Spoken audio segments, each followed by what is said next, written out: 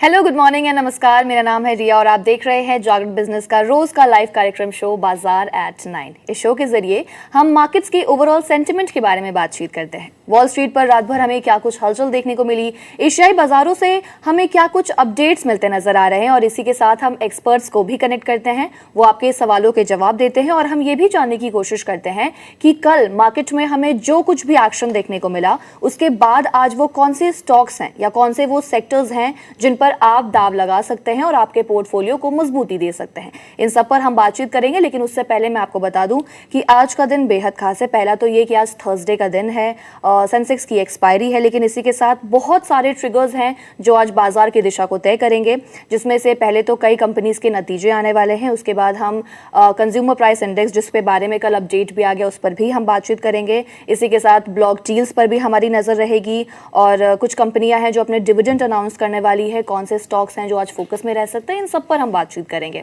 तो चलिए बातचीत का सिलसिला हम आगे बढ़ाएंगे और चंद्रशेखर मेरे साथ मौजूद हैं स्टूडियो में।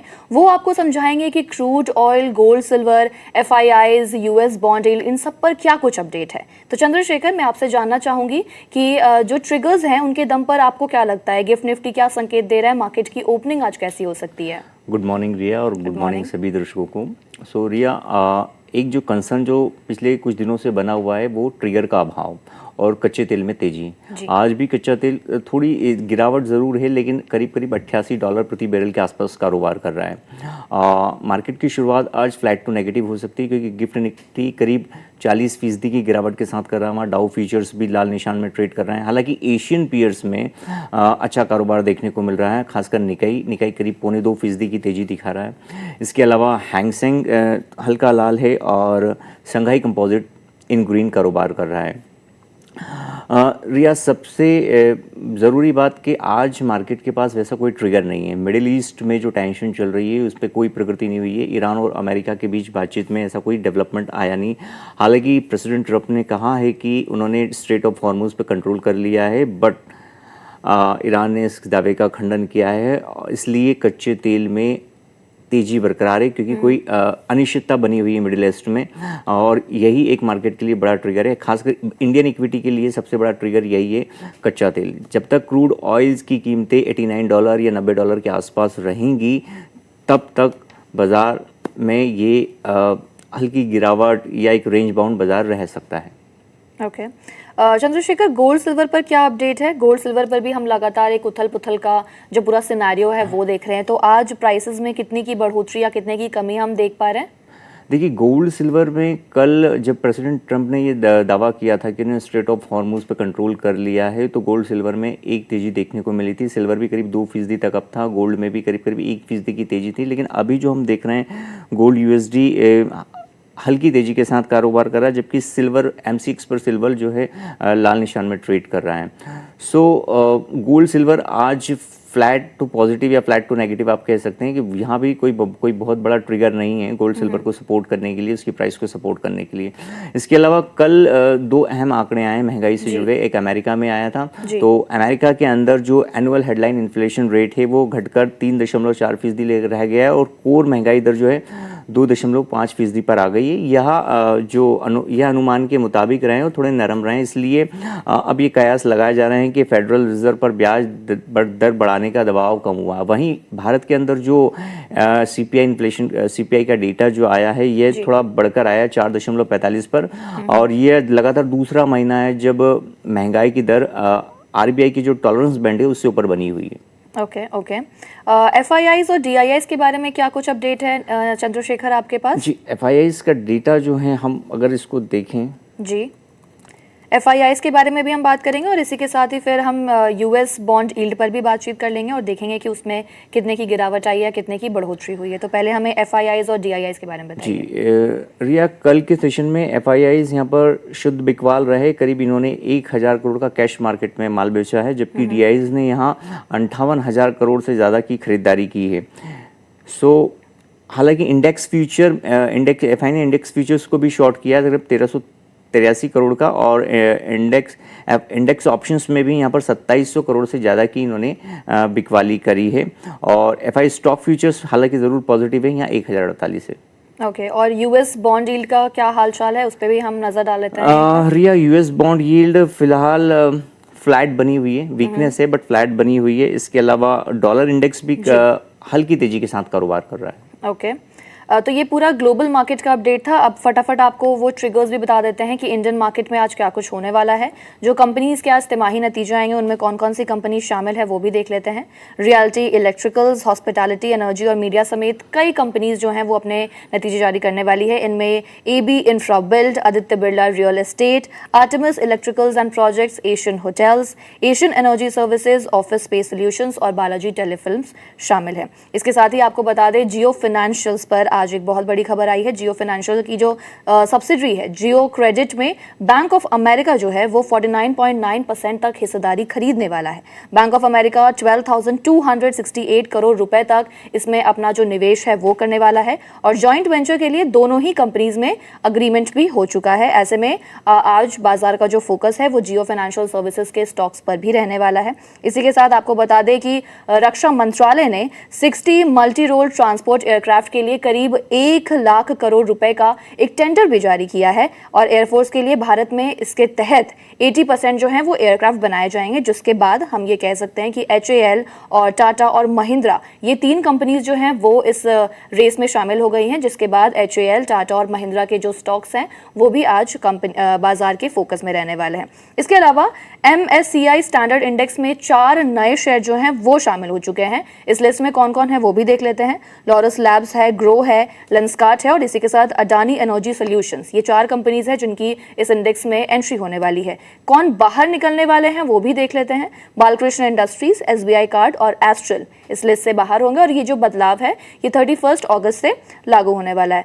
चंद्रशेखर, क्या कुछ और अपडेट है हमारे पास ब्लॉक डील्स को लेकर के? कोई कंपनी है जिन पे आज हमारा खास फोकस रहने वाला है? जी देखिए, ब्लॉक डील को लेकर फिलहाल हमारे पास अभी कोई अपडेट नहीं है, लेकिन कल जो हमने मार्केट में एक्शन देखा था, मार्केट में कल वीकनेस लगातार गहराती गई थी, लेकिन इस बीच PSU बैंक्स में काफ़ी अच्छी खरीदारी देखने को मिली। खासकर पंजाब नेशनल बैंक अगर आप चार्ट पे देखेंगे तो एक डिसाइसिवली ब्रेकआउट दिया इस स्टॉक ने, तो यहाँ पर मुझे लगता है PSU बैंक्स में आज भी खरीदारी का रुझान देखने को मिल सकता है। इसके अलावा चुनिंदा मेटल शेयर्स में जिसमें वेदांता एल्यूमिनियम है, नैल्को है, हिंडाल्को इंडस्ट्रीज है, यहाँ पर भी कल तेजी देखने को मिली थी, तो यहाँ पर एक मोमेंटम बाइंग यहाँ पर देखने को मिल सकती है। इसके अलावा कल यूएस मार्केट के अंदर जो है चिप शेयर्स में खरीदारी देखने को मिली, वहीं कोएसपी में सेमीकंडक्टर शेयरों में खरीदारी देखने को मिली। तो ऐसे में हो सकता है कि आज भारतीय बाजार में IT शेयरों में थोड़ा दबाव देखने को मिल सकता है, यहाँ बिकवाली हावी हो सकती है। और अंत में चूंकि कल जो टाटा ग्रुप को लेकर एक बड़ा अपडेट आया था कि एन चंद्रशेखरन ने इस्तीफा दे दिया टाटा सन्स के चेयरमैन पद से और वो फरवरी में अपना मौजूदा कार्यकाल पूरा करेंगे, तो कल यहाँ पर एक गिरावट देखने को मिली थी।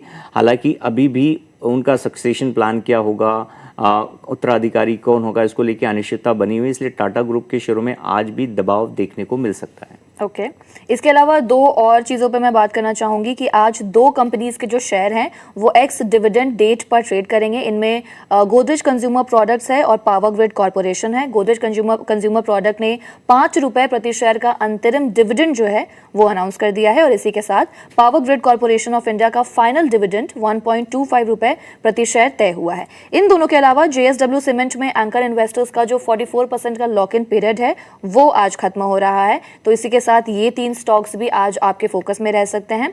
इसके अलावा अल्ट्राटेक सीमेंट की अगर हम बात करें तो अल्ट्राटेक सीमेंट में आज करीब 1900 करोड़ रुपए की ब्लॉक डील की पॉसिबिलिटीज बताई जा रही है। जो प्रमोटर एंटाइटी है पिलानी इन्वेस्टमेंट, वो 0.6% हिस्सा जो है वो बेच सकते हैं, जिसके अकॉर्डिंग जो फ्लोर प्राइस है वो 3% डिस्काउंट पर 11,481 रुपए प्रति शेयर पर तय किया गया है। इसके अलावा कल क्या कुछ मार्केट्स में हमें देखने को मिला चंद्रशेखर, और कोई ऐसे स्टॉक्स आप बता दीजिए जिनके रिजल्ट्स आए हैं और रिजल्ट्स कैसे रहे, उस पर भी हम बातचीत कर लेते हैं क्योंकि वो भी हमारे अगले सेगमेंट जो है स्टॉक्स एंड फोकस उसका ही पार्ट है। कल आफ्टर मार्केट GMR एयरपोर्ट्स के नतीजे आए हैं। GMR एयरपोर्ट्स ने नतीजे अच्छे किए हैं, कंपनी लॉस से प्रॉफिट में आ गई, करीब 91 करोड़ का प्रॉफिट है, रेवेन्यू में भी एक अच्छा उछाल देखने को मिला है। और आज अभी चूंकि market pre open market settles हो चुके हैं, तो आज GMR एयरपोर्ट करीब 2% तक उछल गया है, ये 106 रुपये 86 पैसे के आसपास सेटल हुआ है। तो यहाँ पर एक एक्शन देखने को मिल सकता है GMR एयरपोर्ट्स पर। ओके इसके अलावा मैं आपको बता दूं IRCTC ने भी अपने तिमाही नतीजे जारी किए हैं, जिसमें कि जो नेट प्रॉफिट है वो स्टेबल रहा है। मुनाफा 330 करोड़ रुपए रहा, जबकि पिछले साल ये 331 करोड़ रुपए पर था। रेवेन्यू की अगर हम बात करें तो रेवेन्यू में भी एक बढ़ोतरी देखी गई है। रेवेन्यू 18.1% बढ़कर 1369 करोड़ रुपए पर पहुंच गया, लेकिन एबिटा मार्जिन घटा है और ये 34.3% से घटकर सीधे नीचे आकर के 28.2% पर रह गया। तो IRCTC का स्टॉक भी आज फोकस में रह सकता है। इसके अलावा लेंसकार्ट ने भी अपने तिमाही नतीजे जारी किए हैं। चंद्रशेखर, लेंसकार्ट के नतीजे कैसे रहे? आपके पास कोई डेटा अवेलेबल है फिलहाल जो आप बता सके? सॉरी यार, लेंसकार्ट को लेकर मेरे पास कोई डेटा भी अवेलेबल नहीं है। ओके टाटा मोटर्स CV पर हम बात कर लेते हैं। टाटा की जो कमर्शियल कंपनी है, टाटा मोटर्स कमर्शियल व्हीकल्स, इनका भी जो शानदार प्रदर्शन जो परफॉर्मेंस रहा है वो बेहद अच्छा रहा है। नेट प्रॉफिट जो है वो 83.3% बढ़कर 2560 करोड़ रुपए पर पहुंच गया है। इसी के साथ अगर हम रेवेन्यू की बात करें तो रेवेन्यू 19.3% बढ़कर 20,667 करोड़ रुपए पर पहुंच गया और एबिटा मार्जिन में भी बढ़ोतरी हुई है। 11.98% से बढ़कर 15.83% पर पहुंच चुका है। इसके अलावा क्या कुछ अपडेट है चंद्रशेखर फिलहाल आपके पास जो आप हमारे ऑडियंस को बता पाएं? जी, मैं आपको मार्केट्स प्री ओपन में कहाँ सेटल हुआ है एक बार मैं आपको बता देता हूँ। जी बिल्कुल। जैसा हमने एक्सपेक्ट कर रहे थे फ्लैट टू नेगेटिव, तो मार्केट करीब 4% की मामूली गिरावट के साथ निफ्टी प्री ओपन में सेटल हुआ है 24,431 पर। वहीं बैंक निफ्टी की कंपैरिजन में थोड़ी सी ज़्यादा गिरावट है, 86.70% की गिरावट के साथ 57,799 के आसपास सेटल हुआ है। ओके कुछ और स्टॉक्स को भी हम देख लेते हैं जिन पर आपका फोकस रहने वाला है। अल्ट्राटेक सीमेंट के बारे में मैंने आपको बता दिया। इरकॉन इंटरनेशनल को पिक करते हैं। सरकारी इंजीनियरिंग और कंस्ट्रक्शन कंपनी है इरकॉन, और तिमाही जो नतीजे हैं वो बेहद कमज़ोर रहे हैं।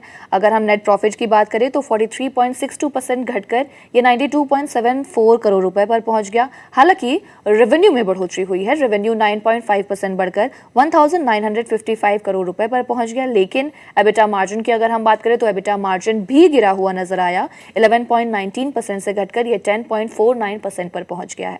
इसके अलावा हम सन टीवी पर भी एक बार नजर डाल लेते हैं, क्योंकि मीडिया एंटरटेनमेंट कंपनी है। सन टीवी का जो नेट प्रॉफिट है 16.93% बढ़कर 618 करोड़ रुपए पर पहुंच गया। पिछले साल के अगर हम डेटा से इस चार्ट को कंपेयर करें तो ये 529 करोड़ रुपए पर था। रेवेन्यू की अगर हम बात करें तो रेवेन्यू में भी बढ़ोतरी हुई है, 13% बढ़कर ये 1457 करोड़ रुपए पर पहुंच गया। इसी के साथ ही एबिटा मार्जिन को अगर हम देखें तो एबिटा मार्जिन में भी बढ़ोतरी हुई है, 48% से बढ़कर 50.44% पर पहुंच गया है। चंद्रशेखर, आपके पास और कुछ अपडेट है जो आप ऑडियंस को बताना चाहेंगे? जी रिया, आपने लेंसकार्ट का पूछा तो लेंसकार्ट के Q1 रिजल्ट्स काफ़ी अच्छे आए हैं। ईयर ऑन ईयर बेसिस पे यहाँ 182% का मुनाफे में उछाल देखने को मिला है, करीब 228 करोड़ हो गया है और रेवेन्यू में भी 34% की बढ़ोतरी देखने को मिली है। इन रिजल्ट्स के बाद ग्लोबल ब्रोकरेज हाउसेस ने अपने टारगेट प्राइस बढ़ाए हैं। खासकर जेफरीज ने जो है लेंसकार्ट के शेयर्स पर टारगेट प्राइस 600 से बढ़ाकर 680 रुपए कर दिया है। इसके अलावा अगर दूसरी सिटी की बात करें तो सिटी ने भी यहाँ पर 650 रुपए का टारगेट प्राइस दिया है। मैक्वेरी ने भी यहाँ पर आउट परफॉर्म की रेटिंग दी और 675 रुपए का टारगेट दिया। पहले इन्होंने 625 का टारगेट दिया था, जिसे बढ़ाकर 675 रुपए कर दिया। इसके अलावा मॉर्गन स्टैनली भी नतीजों से काफी खुश है और यहाँ पर ओवरवेट की रेटिंग दी है लेंसकार्ट के शेयरों पर और टारगेट प्राइस 666 रुपए कर दिया है। ओके तो इसका मतलब लेंसकार्ट के जो नतीजे हैं वो काफ़ी अच्छे रहे हैं। जी बिल्कुल, और आज लेंसकार्ट के शेयर में हो सकता है एक्शन देखने को मिले। जी नतीजों का इम्पैक्ट हम देख सकते हैं लेंसकार्ट पर। और जो अगला स्टॉक हम पिक करेंगे वो हम हेल्थ केयर सेक्टर से पिक करेंगे, जिसका नाम है अपोलो हॉस्पिटल्स। अपोलो हॉस्पिटल्स का Q1 FY27 में जो नेट प्रॉफिट है 38.4% की बढ़ोतरी के साथ ये 610 करोड़ रुपए पर पहुंच गया। इसके साथ ही रेवेन्यू में भी बढ़ोतरी दर्ज हुई है। रेवेन्यू 20.6% बढ़कर 7,044 करोड़ रुपए पर पहुंच गया है। एबिटा की अगर हम बात करें तो एबिटा में भी बढ़ोतरी हुई है, 28.2% की बढ़ोतरी के साथ ये 1,092 करोड़ रुपए पर पहुंच गया। लेकिन अगर हम एबिटा मार्जिन की बात करें तो एबिटा मार्जिन 14.6% से बढ़कर 15.5% हो गया है। ये हमारा सेगमेंट था स्टॉक्स इन फोकस, लेकिन अब एग्जैक्टली 9:15 का वक्त हो गया है और मार्केट्स खुल चुके हैं। तो अब हम देखते हैं कि जैसा हमें शुरुआती सेशन में चंद्रशेखर ने बताया था कि सपाट ओपनिंग हो सकती है, फ्लैट ओपनिंग हो सकती है, तो क्या मार्केट की फ्लैट ओपनिंग हुई है और वो कौन से स्टॉक्स हैं जो आज गेनर्स की लिस्ट में हैं, लूजर्स की लिस्ट में कौन कौन से स्टॉक्स हैं, साथ ही सेक्टर्स में हम क्या कुछ इंपैक्ट देख रहे हैं, कौन से सेक्टर्स अच्छा परफॉर्म करते नजर आ रहे हैं, इन सब पर हम चंद्रशेखर से फिर से बात करेंगे। सूर्या मार्केट की ओपनिंग नेगेटिव हुई है और खुलने के बाद निफ्टी करीब 72 अंकों की गिरावट के साथ 24,363 पर कारोबार कर रहा है, जबकि बैंक निफ्टी में गिरावट ज़्यादा हावी हुई है और ये 268 पॉइंट की गिरावट के साथ 57,617 के आसपास कारोबार कर रहा है। जैसे हमने कहा था कि आज स्टॉक स्पेसिफिक एक्शन देखने को मिल सकता है मार्केट में, तो चूंकि हमने लेंसकार्ट के नतीजों की अभी बात की थी, तो लेंसकार्ट के शेयर्स जो हैं करीब 6% तक चढ़ गए हैं और करीब 620 रुपये पर ट्रेड कर रहे हैं। इसके अलावा GMR एयरपोर्ट्स में भी नतीजों के बाद एक्शन देखने को मिला, 2% अब ये तेजी के साथ खुले थे। हालांकि यहाँ पर थोड़ी सी बिक वाली मुनाफा वसूली हावी हो गई है। अगर हम सेक्टर की बात करें तो आज निफ्टी मीडिया शेयरों में काफ़ी अच्छी तेजी देखने को मिल रही है। निफ्टी इंडिया डिफेंस भी अप है, इसके अलावा निफ्टी ऑटो भी यहाँ पर तेजी दिखा रहा है। इसके अलावा reality, IT, oil and gas, PSU banks, pharma, commodities, यहाँ पर ये सभी सेक्टर्स जो हैं, ये शेयर्स हैं लाल निशान के साथ कारोबार कर रहे हैं। हम अगर निफ्टी के एडवांस डिक्लाइन रेशियो की बात करें तो करीब 17 शेयरों में यहाँ पर खरीदारी देखने को मिल रही है, जबकि 29 शेयरों में बिकवाली हावी है और 4 शेयरों में कोई बदलाव नहीं हुआ। अब निफ्टी के टॉप गेनर की अगर हम बात करें तो यहाँ पर जियो फाइनेंशियल सर्विस, ये एक खबर की वजह से यहाँ पर सुर्खियों में निफ्टी का टॉप गेनर बना हुआ है, करीब 1.5% की तेजी के साथ। इसके अलावा अपोलो हॉस्पिटल, यहाँ एक रिजल्ट का रिएक्शन हमें देखने को मिल रहा है, ये स्टॉक भी करीब 1% अप है। इसके अलावा भारती एयरटेल, अदानी इंटरप्राइजेज, श्रीराम फाइनेंस में भी अच्छी तेजी देखने को मिल रही है। ये निफ्टी के टॉप गेनर हैं। जबकि निफ्टी के अगर हम टॉप लूजर्स की बात करें तो यहाँ पर ग्रासिम इंडस्ट्री, ये स्टॉक करीब 3% तक टूट गया है। इसके अलावा हिंडाल्को में भी यहाँ पर हल्की मुनाफा वसूली देखने को मिल रही है, 0.25% तक ये स्टॉक गिरकर कारोबार कर रहा है। और रिलायंस, इन्फोसिस और टाइटन, जैसे हमने कहा था कि आज IT शेयर में थोड़ा दबाव देखने को मिल सकता है, तो इन्फोसिस भी आज निफ्टी के टॉप लूजर में शामिल है। Okay, well, thank you so much Chandrashekhar, हमारे साथ जुड़ने के लिए और हमें सारे डिटेल्स बताने के लिए, ऑडियंस को बताने के लिए बहुत बहुत शुक्रिया आपका Chandrashekhar, thank you so much. हम डिस्कशन आगे बढ़ाएंगे और गोल्ड पर एक अपडेट आया जो मैं आपको बता दूं कि गोल्ड पर फिलहाल क्या कुछ चल रहा है, इस पर थोड़ा डिटेल में हम बातचीत कर लेते हैं। इंटरनेशनल मार्केट में जब हमने शुरुआती ट्रेडिंग सेशन में देखा था तो सोने की कीमतों में थोड़ी, ज़्यादा नहीं, थोड़ी बढ़ोतरी हुई थी, जबकि चांदी की कीमतों में गिरावट आई थी। ऐसा हुआ क्यों, वो भी आपको बताते हैं। ऐसा इसलिए हुआ क्योंकि बाजार महंगाई के जो ताज़ा आंकड़े हैं उसके बाद अमेरिकी ब्याज दरों के फ्यूचर पर, यानी कि फ्यूचर पर क्या कुछ हो सकता है उस पर विचार विमर्श कर रहे थे। अगर हम डेटा स्पेसिफिकली बात करें तो कॉमेक्स पर सोना $4,473 प्रति ऑन्स पर ट्रेड कर रहा था। ओके, जबकि अगर हम पिछले क्लोजिंग के कंपैरेटिवली इस चार्ट को देखें तो 5.90 डॉलर या फिर हम 0.13% की इसमें बढ़ोतरी देख सकते हैं। अगर हम इसके अलावा चांदी की बात करें, यानी कि कॉमेक्स पर चांदी किस लेवल पर थी, तो आपको बता दूं कि चांदी की कीमत $65.58 प्रति ऑन्स पर थी, जबकि इसमें कितने की गिरावट आई वो भी हम देख लेते हैं, $0.12। अगर हम परसेंटेज में देखें तो 0.18% की गिरावट आई है और सेशन के दौरान ही इसकी कीमत $66.45 और $65.22 प्रति ऑन्स के बेहद बीच में ही कारोबार करती हुई नजर आई है। ये जो ताज़ा बदलाव हमने देखा, गोल्ड और सिल्वर दोनों ही बेहद कीमती धातु हैं, इसमें कल की अगर हम बात करें, यानी कि 12 अगस्त की हम बात करें तो सोने की कीमतों में बढ़ोतरी देखी गई थी। हालांकि आज हम गिरावट देख रहे हैं और कल से लेकर के अभी तक जो महंगाई के जो डेटा है, अमेरिकी महंगाई है, आंकड़े जो हैं वो बेहद, उम्मीद जो एस्टिमेट किया गया था उससे बेहद कम रहे, उसकी वजह से ही हम देख पा रहे हैं। अगर हम स्पॉट गोल्ड की स्पेसिफिकली बात करें तो कल ये 0.9% बढ़कर 4,406 प्रति ऑन्स पर हो गया, जबकि अगर हम अमेरिकी गोल्ड फ्यूचर्स की बात करें तो ये 0.6% बढ़कर 4,467 पर बंद हुआ था। और अगर हम इसमें जून का पूरा डेटा इंक्लूड करें तो जून में 0.4% की गिरावट के बाद जुलाई में अमेरिकी कंज्यूमर प्राइस इंडेक्स में 0.1% की बढ़ोतरी हुई, जिसका सीधा इम्पैक्ट हमने गोल्ड सिल्वर पर देखा। कुछ और स्टॉक्स की भी बात कर लेते हैं जो आज आपके फोकस में रह सकते हैं रिजल्ट्स के बेसिस पर, तो उनमें हम पिक करते हैं, लेंसकार्ट पे हमने ऑलरेडी बात कर ली है, अबॉट इंडिया। अबॉट इंडिया जो है वो एक दवा बनाने की कंपनी है जिसका Q1 FY27 में जो नेट प्रॉफिट है 17.12% बढ़कर 429 करोड़ रुपए पर पहुंच गया है। रेवेन्यू की अगर हम बात करें तो रेवेन्यू 4.3% बढ़कर 1,813 करोड़ रुपए पर पहुंच गया। इसके साथ ही अगर हम एबिटा की बात करें तो एबिटा 17.3% बढ़कर 522 करोड़ रुपए पर पहुंच गया, जबकि अगर हम एबिटा मार्जिन की बात करें तो 25.63% से बढ़कर 28.81% पर पहुंच गया है। ये जो डेटा है ये 9/20 का दिखा रहा है, आज के दिन का ही डेटा है। आप देख सकते हैं स्क्रीन पर 0.39% अप है और 28,250 के लेवल पर ये ट्रेड कर रहा है। जो मामूली बढ़ोतरी हम देख रहे हैं वो शायद हो सकता है कि रिजल्ट का एक इम्पैक्ट देखने को मिल रहा है। इसके अलावा गुजरात पीपावेव, हम इस पर भी बातचीत करेंगे। ये कंपनी जो है वो पोर्ट और लॉजिस्टिक्स बनाती है। इसके जो नतीजे आए हैं वो बेहद मजबूत रहे हैं। नेट प्रॉफिट में बढ़ोतरी हुई है, कितने की बढ़ोतरी हुई है आपको वो भी बताते हैं। 41.8% बढ़कर ये 147 करोड़ रुपए पर पहुंच गया है। इसके साथ ही रेवेन्यू 32.6% बढ़कर 331 करोड़ रुपए पर पहुंच गया और एबिटा मार्जिन की अगर हम बात करें तो 58.86% से बढ़कर ये 64.49% पर पहुंच गया। स्टॉक का क्या हालचाल है वो आपके सामने है। 3.27% यानी कि बेहद शानदार तेजी है और ये जो तेजी है ये भी आई थिंक रिजल्ट का ही इम्पैक्ट है, क्योंकि रिजल्ट्स बहुत शानदार रहे हैं। तो 3.28% गुजरात पीपावेव पोर्ट आज अप है, 154 के लेवल्स पर ट्रेड करता हुआ हमें फिलहाल नजर आ रहा है। इसके अलावा जो अगला स्टॉक हम पिक करेंगे वो हम एस्ट्रल का लेंगे। एस्ट्रल एक बिल्डिंग मटेरियल्स कंपनी है और इसका जो मुनाफा है वो 51.8% से बढ़कर 120 करोड़ रुपए पर पहुंच गया है और इसके साथ ही रेवेन्यू 15.9% की बढ़ोतरी के साथ 1578 करोड़ रुपए पर पहुंच गया।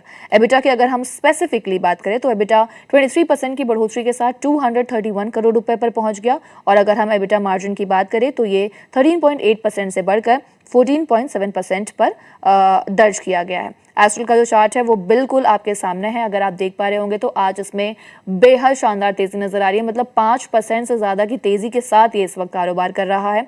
5.45% अप है और 1543 के लेवल्स पर ट्रेड करता हुआ नजर आ रहा है। ऐसे में जब हमारे साथ हमारे एक्सपर्ट्स जुड़ेंगे तो हम इन स्टॉक्स पर ज़रूर बात करेंगे कि इन स्टॉक्स पर आपकी जो इन्वेस्टमेंट स्ट्रैटेजी है वो क्या कुछ होनी चाहिए।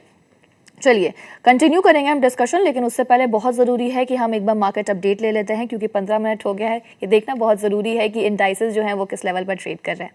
मार्केट अपडेट के चार्ट्स लगा दीजिए प्लीज़। ये रहे चार्ट्स आपके सामने हैं। निफ्टी में हम गिरावट देख रहे हैं, कितने की 0.28% की मामूली गिरावट है। बैंक निफ्टी अगर हम देखें तो 0.37% डाउन है। सेंसेक्स में भी आज गिरावट है, सेंसेक्स 0.28% की गिरावट के साथ इस वक्त ट्रेड कर रहा है। निफ्टी मिड कैप की अगर हम बात करें तो 0.22% डाउन है। निफ्टी स्मॉल कैप ही इकलौता ऐसा है जो हरे निशान में दिख रहा है। पिछले कुछ सेशन से ही हम ये तेजी और रिकवरी एंड देन गिरावट निफ्टी स्मॉल कैप में देख रहे हैं। 0.23% अप है। इसके साथ ही क्या हम टॉप गेनर्स और लूजर्स भी देख सकते हैं इस वक्त?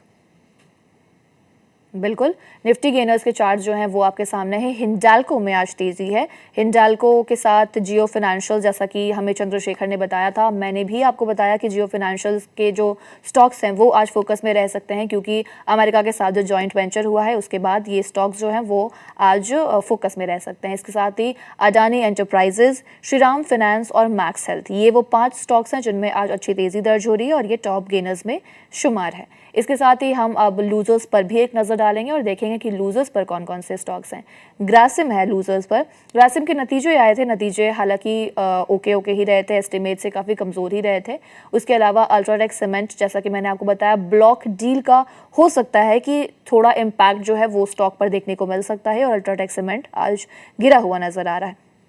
हिंडाल्को हम देख पा रहे हैं, टाइटन भी है जो अभी हमारे साथ लूजर्स में है और इसके साथ ही टाटा कंज्यूमर्स भी लूजर्स की लिस्ट में शामिल है। चलिए हम अपने गेस्ट को भी इंट्रोड्यूस कर लेते हैं जो आपके सवालों का जवाब देंगे। तो हमारे साथ जुड़ गए हैं Rajesh Palviya, head research Axis securities. Rajesh sir, good morning, कैसे हैं आप? And welcome to Jagran business. Yeah good morning to having me. Good morning sir.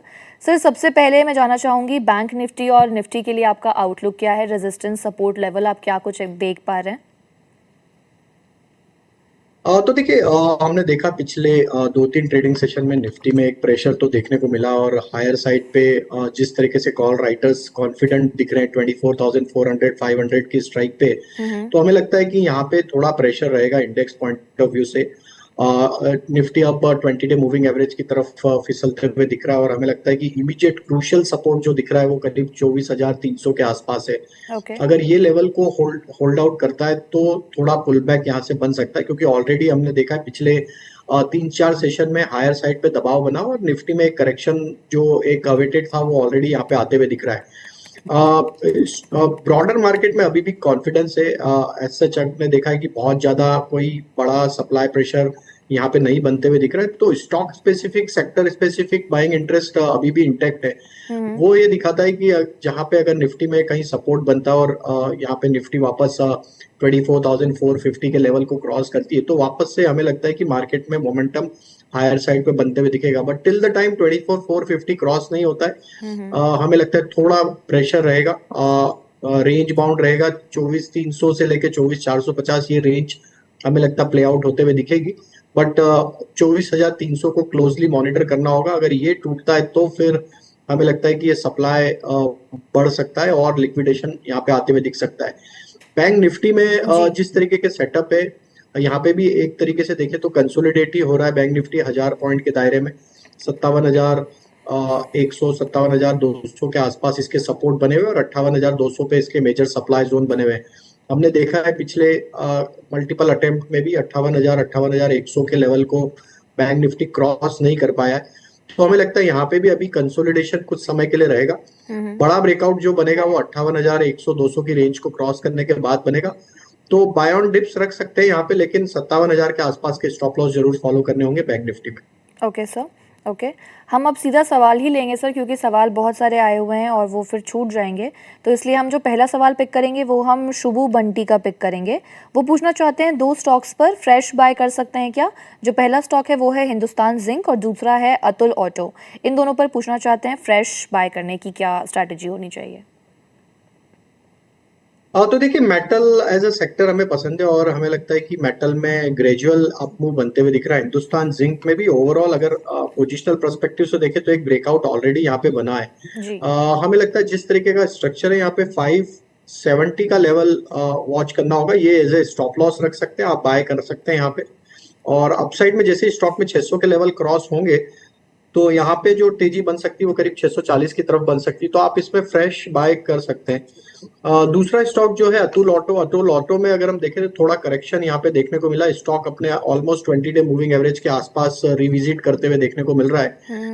हमें लगता है इमीडिएट सपोर्ट जो है इसका 485 का है, तो रिस्क टू रिवॉर्ड के हिसाब से हमें लगता है एक अट्रैक्टिव प्राइस पॉइंट पे अवेलेबल है। ओवरऑल स्ट्रक्चर देखें तो स्टॉक का एक स्टेबल स्ट्रक्चर है, तो 485 का स्टॉप लॉस जरूर फॉलो करना होगा अगर आप बाय कर रहे हैं तो।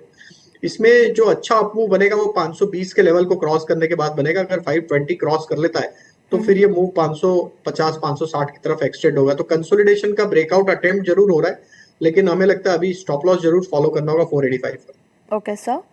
सर 3 स्टॉक्स पर मैंने ऑलरेडी बात कर रखी थी और जो 3 स्टॉक्स थे वो थे अबॉट इंडिया, गुजरात पीपावेब और एस्ट्रल। इन तीनों के ही तिमाही नतीजे आए हैं, तो नतीजों के बाद इन तीनों स्टॉक्स के चार्ट्स देखिएगा और इनमें तेज़ी भी अच्छी खासी दर्ज हो रही है आज। तो नतीजों के बाद इन तीनों स्टॉक्स में इन्वेस्टर्स को क्या करना चाहिए। पहले हम अबॉट इंडिया पे बात कर लेते हैं। सो अबाउट इंडिया में एक बड़े करेक्शन के बाद स्टॉक में एक लोअर साइड से पुल बैक बना है और स्टॉक अपने एक सप्लाई जोन को निगोशिएट करते हुए देखने को मिल रहा है। हमें लगता है 28,400 इसके लिए एक इमीडिएट हर्डल है। अगर ये लेवल सरपास हो जाता है 28,400 के ऊपर, अब ये क्लोजिंग बेसिस पे सस्टेन होने लगता है, तो हमें लगता है कि यहाँ पे फिर एक अच्छा मूव अनफोल्ड होगा टुवर्ड्स 8,900 इवन 29,200 की तरफ। तो एट दिस जंक्चर हम सजेस्ट करेंगे कि 28,000 स्टॉप लॉस से अगर आपका ट्रेड बने रह सकते हैं। दूसरा स्टॉक अगर आप नाम मुझे बता दे तो sir it was Gujarat Pipavav. Gujarat Pipavav, okay. तो इसमें भी देखे जीपीपीएल, करेक्ट। सो जीपीपीएल में भी देखे तो एक कंसोलिडेशन के बाद स्टॉक में नियर टर्म चार्ट पे जरूर ब्रेकआउट अटेम्प्ट होते हुए दिख रहे हैं। स्टॉक अपने मेजर सप्लाई जोन जो कि 160 के आसपास है उसके आसपास अब निगोशिएट करते हुए देखने को मिल रहा है। 160 का ब्रेकआउट अगर रजिस्टर होता है इसमें वीकली क्लोजिंग बेसिस पे तो स्टॉक में 175 तक की अपमूव अनफोल्ड होगी। एट दिस जंक्चर जिन्होंने बाय किया हुआ है बने रहे 148 के स्टॉप लॉस से।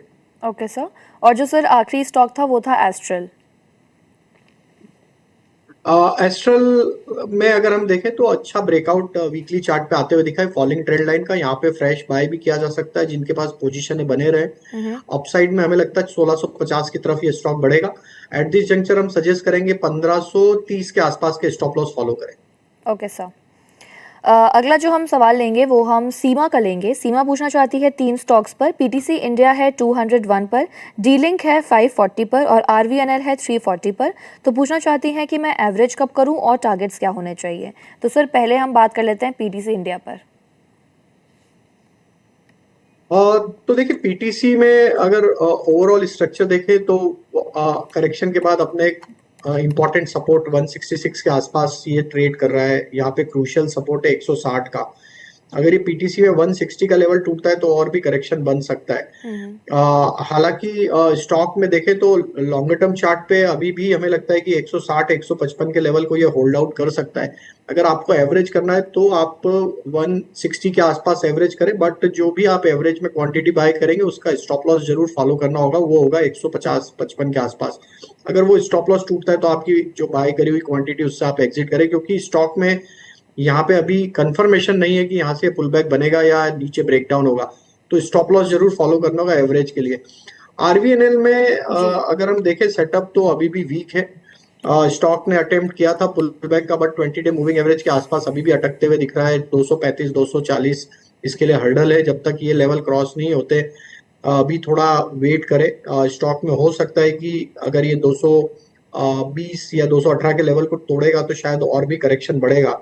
तो रेलवे एज ए सेक्टर अभी अभी हमें लगता है कि अटेम्प्ट जरूर कर रहा है पुल बैक का, बट अभी कमजोरी और यहाँ पे देखने को मिल सकती है, तो इसको एवरेज करने के लिए अभी रुके आप। हमें लगता है और करेक्शन आ सकता है। और सर एक आखिरी स्टॉक था डी लिंक इनकी लिस्ट में। Can you repeat? Sir D Link. Okay okay जी।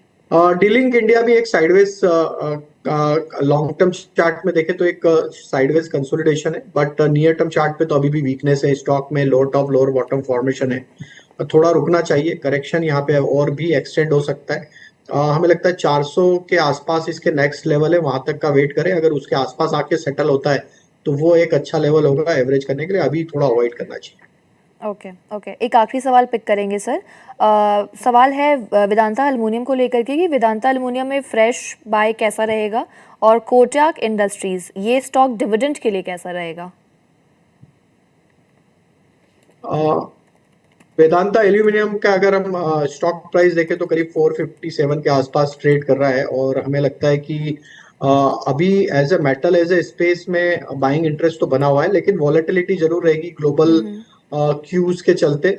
अगर आपका थोड़ा सा पोजिशनल नजरिया है तो यहाँ पे आप बाय कर सकते हैं। स्टॉक एक कंसोलिडेशन दिखा रहा है। स्टॉप लॉस फॉलो करना होगा 440 का। अगर ये नहीं टूटता है 440 का तो ऊपर में जैसे ही स्टॉक में 480 के लेवल क्रॉस होंगे तो एक अच्छा अप मूव यहाँ पे टुवर्ड्स 520 की तरफ अनफोल्ड होगा, बट थोड़ा टाइम लगेगा। स्टॉक थोड़ा वोलेटाइल है नेचर में।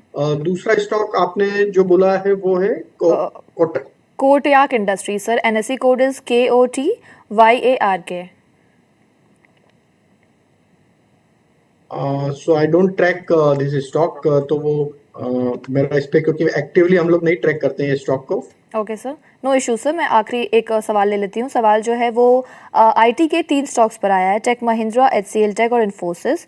पूछ रहे हैं कि ये 3 स्टॉक्स फ्रेश बाय के लिए कैसा रहेगा और लॉन्ग टर्म के लिए इन तीनों में से कोई ऐसे स्टॉक हैं जो आप रिकमेंड कर सके। ठीक है, आईटी एज ए स्पेस हमें लगता है कि अभी थोड़ा वोलेटाइल तो रहेगा। टेक महिंद्रा, इन्फोसिस और जो भी लार्ज कैप स्टॉक्स है उसमें हमें लगता है थोड़ा अभी वोलेटिलिटी रहेगी, क्योंकि अनसर्टनिटी है इनके आगे आने वाले नंबरों को लेके कि किस तरीके से नंबर्स ये डिस्प्ले करेंगे। टेक महिंद्रा में अगर आपको लंबी अवधि के लिए अगर निवेश करना है तो आप इसको बाय एंड एक्यूमुलेट कर सकते हैं। ऑन द डाउन साइड इसके मेजर सपोर्ट जो अभी बने हुए हैं वो है करीब 1550 1560 के आसपास। रेंज बाउंड ही रहेगा हमें लगता है कुछ समय के लिए। बड़ा ब्रेकआउट इसका जो रजिस्टर होगा वो करीब 1700 के ऊपर होगा, बट जब तक 1700 क्रॉस नहीं होता है हमें लगता है रेंज बाउंड रहेगा। डिप्स में बाय कर सकते हैं, लेकिन स्टॉप लॉस फॉलो करना होगा आपको 1540 1550 के आसपास। तो एट दिस जंक्चर हमें लगता है थोड़ा डिप मिलता है तो ऐड करें।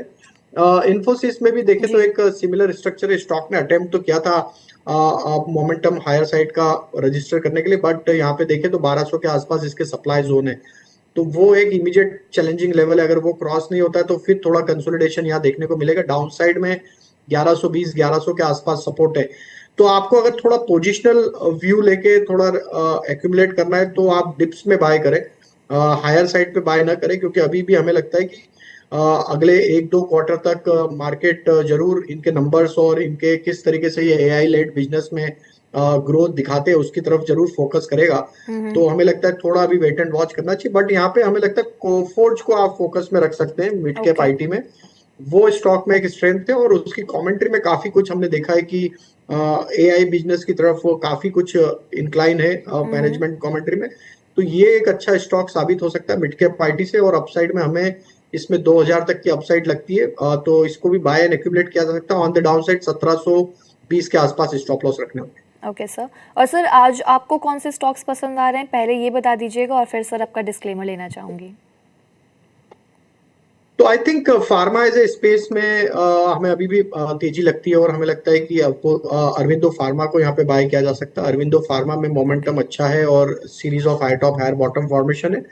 अपसाइड के टारगेट हमें लगता है अरविंदो फार्मा में बन सकते हैं करीब 1750 से 1800 की तरफ। ऑन द डाउन साइड आपको स्टॉप लॉस रखना होगा करीब 1640 के आसपास।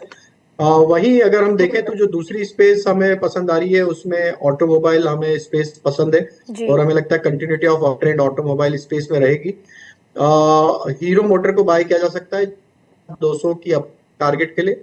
On the side stop loss होगा करीब पास। डिस्क्लेमर ये रहेगा कि जी। हमारे क्लाइंट्स की पोजीशन हो सकती है, क्योंकि हम एक ब्रोकिंग कंपनी को रिप्रेजेंट करते हैं। मेरा कोई पर्सनल निवेश इन स्टॉक्स में नहीं है। Thank you so much Rajesh sir हमारे साथ आज जुड़ने के लिए। Thank you so much for your time. Have a good day sir. अब हम इंट्रोड्यूस करना चाहेंगे मुदित सर को। मुदित सर हमारे साथ जुड़ गए हैं। मुदित सर अब आपके सवालों के जवाब देंगे। मुदित सर क्या आप मुझे सुन पा रहे हैं? जी good morning ma'am. Good morning sir. आपको मार्केट्स कैसे लग रहे हैं सर? निफ्टी बैंक निफ्टी के लिए क्या आपके सपोर्ट रेजिस्टेंस लेवल हैं